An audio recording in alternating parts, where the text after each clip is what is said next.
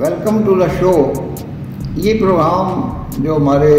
General فیض حمید صاحب جن کا کہ کورٹ مارشل کا جو سلسلہ شروع ہوا ہے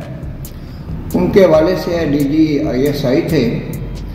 اور اس زمانے میں جو پہلے ہمارے کمانڈر ان چیف تھے پاکستانی فوج کے جو سپہ سالار تھے وہ جنرل قمر جاوید باجوہ تھے، اور سابق وزیر اعظم عمران خان جو 2018 میں جن کو الیکٹ کیا گیا، ہر جائز اور ناجائز طریقہ اس کے لیے استعمال کیا گیا۔ اس میں یہ تھا کہ جو مقتدرہ تھی اس نے یہ فیصلہ کر لیا تھا کہ اب عمران خان کو موقع دینا ہے، لیکن کوئی جلدی احساس ہو گیا مقتدر طاقتوں کو کہ عمران خان تو موضوع نہیں ہے، اور بہرحال ایک سلسلے پاکستان میں جو چلتے ہیں اقتدار کے جو مختلف جو مورے بھی ہوتے ہیں اور مختلف جو یہ ایک شطرنج کی گیم ہے پاکستان میں، اور جو مفادات بھی ہیں مختلف طاقتوں کے بھی اور مختلف حلقوں کے بھی اور اپر کلاس کے بھی، تو جنرل فیض حمید نے ایسے کارہائے نمایاں انجام دیے ہیں کہ جو پاکستان کی 76-77 سالہ تاریخ میں کسی اور جنرل نے، بھلے وہ ایوب خان ہو یا یحییٰ خان ہو یا وہ مشرف ہو یا وہ جنرل محمد ضیاء الحق ہو، تو انہوں نے تو ایک DG ISI ہوتے ہوئے وہ کچھ کر ڈالا جو کہ بڑے بڑے جو چیف مارشل ایڈمنسٹریٹرز تھے وہ بھی نہیں کر سکے۔ کرپشن بھی تھی اور پولیٹیکل منورنگ بھی تھی، اور ایک ایسا انہوں نے سسٹم بنایا تھا کہ 10-12 سال یہاں پہ عمران خان صاحب کی حکومت رہے۔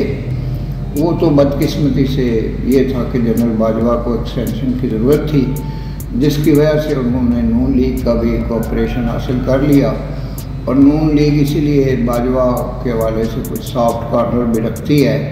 حالانکہ تمام جرائم میں وہ بھی شریک ہیں۔ اگر جنرل پرویز مشرف کے اوپر جو سیکشن 6 لگ سکتا ہے اس کو سزائے موت ہو سکتی ہے، اگرچہ عمل درآمد تو نہیں ہوا، وہ بیرون ملک ہی اس دنیا سے رخصت ہوا اور کراچی میں اس کو فوجی قبرستان میں دفن کیا گیا۔ لیکن بہرحال بات یہ ہے کہ پاکستان سب کا ہے، یہ سول کا بھی ہے، آرمی کا بھی ہے، اور پاکستان میں کوئی تقریباً 42 سال جو ہے وہ فوجی حکومتیں بھی رہی ہیں، اور فوج پاکستان کا ایک بڑا درخشاں ماضی بھی ہے۔ تو ابھی یہ جو سارا یہ جو سلسلہ چلا ہے، جو 8 ستمبر کا جلسہ تھا، جو اس نے گنڈا پور نے جو دھمکیاں دیں، جو اس نے لینگویج استعمال کی، تو میرا یہ خیال ہے کہ آنے والے جو 3-4 ہفتے ہیں نا وہ بڑے ہی نتیجہ خیز ثابت ہوں گے پاکستان کی تاریخ میں، کیونکہ میرا جو چینل ہے یہ خاموش رہتا ہے، معلومات ہمارے پاس ساری ہوتی ہیں لیکن ہم ان کو ایکسپلائٹ نہیں کرتے، اور ہم کم بولتے ہیں، خاموش زیادہ رہتے ہیں، لیکن انفارمیشن ہوتی ہے کہ اب ایک ایسا وقت آنے والا ہے جو کہ PTI کے لیے مزید مشکلات کا باعث ہوگا۔ اس کی وجہ یہ ہے کہ جو کچھ انہوں نے کیا ہے وہ سارا تشت بام ہو گیا ہے، اور وہ پوری قوم بھی دیکھے گی کہ انہوں نے کیا کیا ہے۔ تو پھر انشاءاللہ ہماری ینگ جنریشن جو ہے اس کو بھی ہم قائل کریں گے کہ بیٹے ملک جو ہے ہم نے کس طریقے سے چلانا ہے۔ تو ظاہر ہے کہ ینگ جنریشن باشعور ہے، وہ ہمارے ہی بیٹے ہیں، ہمارے ہی بچے ہیں، تو اگرچہ ان پہ بڑی ورکنگ کی گئی ہے پچھلے 25-30 سالوں میں،